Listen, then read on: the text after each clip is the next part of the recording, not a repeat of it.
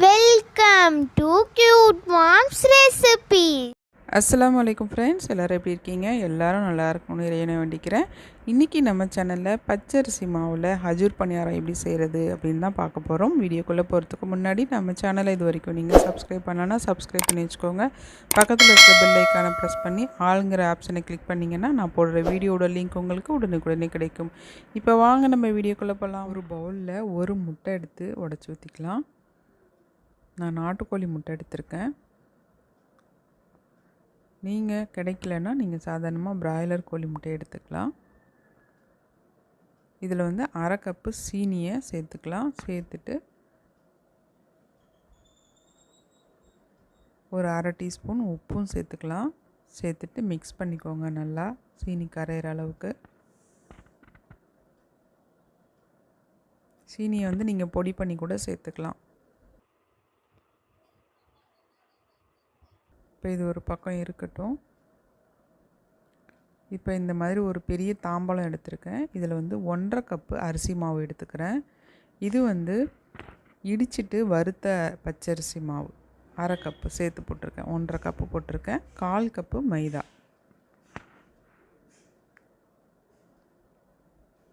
இதில் வந்து அரை டீஸ்பூன் சோம்பு தூள் சேர்த்துக்கிறேன். இது நல்ல வாசனையாக இருக்கும் இந்த ஹஜூருக்கு. இதை நல்லா மிக்ஸ் பண்ணிக்கலாம். உப்பு, சோம்புத்தூள் எல்லாமே மாவில் நல்லா மிக்ஸ் ஆகணும்.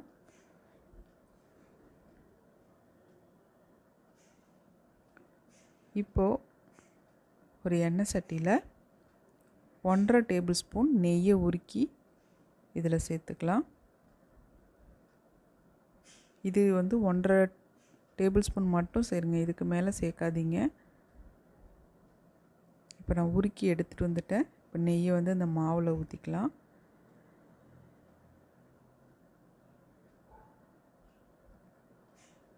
நெய் சூடாக இருக்கும், அதனால் நம்ம ஸ்பூன் வச்சு முதல்ல மிக்ஸ் பண்ணிக்கலாம். நெய் அளவுக்கு அதிகமாக சேர்த்தோம் அப்படின்னா நமக்கு வந்து இந்த ஹஜூர் வந்து எண்ணெயில் விடும்போது விரிஞ்சு ஒரு சரியான ஷேப்பே வராது, உடஞ்சி போயிடும். 1 டேபிள் ஸ்பூன் கூட நீங்கள் ஊற்றிக்கலாம். இப்போ நெய்யை நல்லா மிக்ஸ் பண்ணிக்கலாம் மாவோட. சூடு ஆறிடுச்சு. இப்போ கைகளால் நல்லா கட்டி இல்லாமல் உடச்சி விட்டுக்குங்க.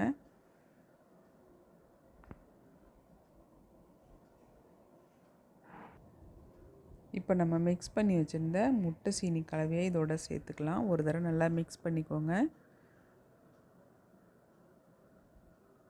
முட்டை சேர்க்க விருப்பம் இல்லைன்னா நீங்கள் வந்து தேங்காய் பால் வந்து கொஞ்சம் அதிகமாக எடுத்துக்கலாம். இப்போ நான் இதில் தேங்காய் பாலும் சேர்த்து தான் பிசைய போகிறேன்.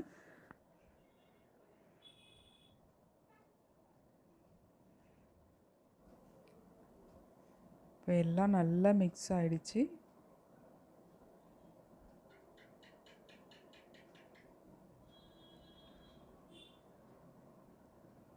அரை கப்பு தேங்காய் பால், முதல் தேங்காய் பால் எடுத்து வச்சுருக்கேன். தண்ணிலாம் இதில் கலக்கக்கூடாது. அதிகமாக கொஞ்சமாக தண்ணி ஊற்றி எடுத்து வச்சுக்கணும். எல்லாத்தையும் ஒரேடியாக ஊற்றிடாமல் கொஞ்சம் கொஞ்சமாக ஊற்றி நம்ம மிக்ஸ் பண்ணிக்கலாம். இதுக்கு 1/4 கப்பு தான் தேவைப்படும். உங்களுக்கு முட்டை சேர்க்க விருப்பம் இல்லைன்னா நீங்கள் வந்து அரை கப்பு தேங்காய் பால் சேர்த்துக்கலாம். தேங்காய் பாலை கொஞ்சம் கொஞ்சமாக சேர்த்து நம்ம பிசைஞ்சு எடுத்துக்கலாம் மாவை. ஒரேடியாக ஊற்றிட்டிங்கன்னா தண்ணியாக போயிடும். அதுக்கப்புறம் நம்மளால் கட் பண்ணி எடுக்க முடியாது. மாவு பிசையும் போதே அவ்வளோ வாசனையாக இருக்குங்க. இப்போ ஒரு நபிமொழி பார்க்கலாம். மன இச்சைகளால் நரகம் மூடப்பட்டுள்ளது, சிரமங்களால் சொர்க்கம் மூடப்பட்டுள்ளது என்று நபி ஸல்லல்லாஹு அவர்கள் கூறினார்கள். இதை அறிவிப்பவர் வந்து அபு ஹுரைரா அலி. இது வந்து புகாரில் 6487வது ஹதீஸாகவும் முஸ்லீமில் 5436வது ஹதீஸாகவும் இருக்குது. செக் பண்ணி பாருங்கள். மீதி தேங்காய் பாலை நான் வச்சிட்டேன். 1/4 கப்பு தான் நான் எடுத்திருக்கேன். பட்டர் ஷீட்டில் நெய் அப்ளை பண்ணிக்கலாம். பட்டர் ஷீட் இல்லைன்னா நீங்கள் சப்பாத்தி தேய்க்கிற கட்டையில் கூட நெய்யை அப்ளை பண்ணிவிட்டு அல்லது எண்ணெய் அப்ளை பண்ணிவிட்டு நீங்கள் வந்து வளர்த்திக்கலாம். இதில் பாதி மாவு நான் எடுத்து இதை வளர்த்திக்கிறேன். இந்த மாதிரி மடித்து போட்டுட்டு வளர்த்திக்கலாம். சமமாக ஒரே அளவில் வளர்த்தி எடுக்கணும். அப்போ தான் வந்து நமக்கு சமமாக வெந்து வரும்.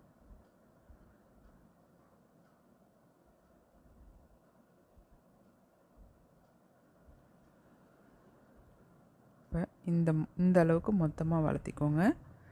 இப்போ நம்ம இதை கட் பண்ணி எடுத்துக்கலாம். நான் வந்து டைமண்ட் ஷேப்பில் இன்றைக்கி கட் பண்ணி எடுக்க போகிறேன். நீங்கள் விருப்பப்பட்ட வடிவத்தில் கட் பண்ணிக்கோங்க.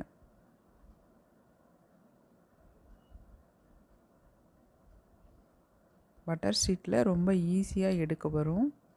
அதுக்காக தான் நான் இதை யூஸ் பண்ணியிருக்கேன்.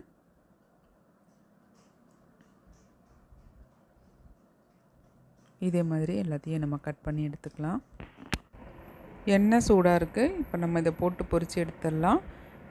மிதமான சூட்டில் வச்சுக்கோங்க. ரொம்ப வேகமாக வச்சிங்க அப்படின்னா போட்டோன்னே கரிஞ்சு போயிடும். அப்புறம் உள்ளே வந்து மாவாக இருக்கும், வெளியில் தீஞ்சு போயிடும்.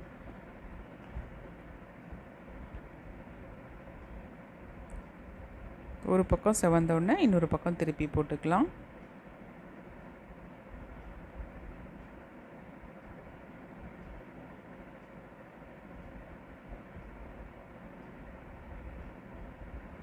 ரொம்ப ரொம்ப டேஸ்டியாக இருக்கும். கண்டிப்பாக நீங்கள் இந்த தீபாவளிக்கு உங்கள் வீட்டில் இதை ட்ரை பண்ணி பாருங்கள். அதுக்கப்புறம் இதை அடிக்கடி நீங்கள் செய்வீங்க. அந்த அளவுக்கு டேஸ்ட்டாக இருக்கும். குழந்தைங்களும் ரொம்ப விருப்பமாக சாப்பிடுவாங்க. ரொம்ப ஹெல்த்தியாக அரிசி மாவில் இந்த மாதிரி டிஃப்ரெண்ட்டாக செஞ்சு கொடுங்க.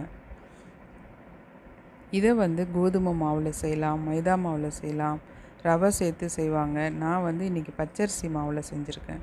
அவ்வளோதான், வெந்துருச்சு. எடுத்துடலாம். எடுக்கும்போது வேகாத மாதிரி தான் இருக்கும். ஆறுனதுக்கப்புறம் நல்லா கிறிஸ்பி ஆகிடும். உள்ளே சாஃப்டாக இருக்கும், வெளியில் கிறிஸ்பியாக இருக்கும். இந்த ரெசிபி கண்டிப்பாக உங்களுக்கு பிடிச்சிருக்கும்னு நம்புகிறேன். பிடிச்சிருந்தால் என்னுடைய வீடியோக்கு ஒரு லைக் போடுங்க. உங்கள் ஃப்ரெண்ட்ஸ் அண்ட் ஃபேமிலிக்கு இந்த வீடியோவை ஷேர் பண்ணுங்கள். தேங்க்ஸ் ஃபார் வாட்சிங்.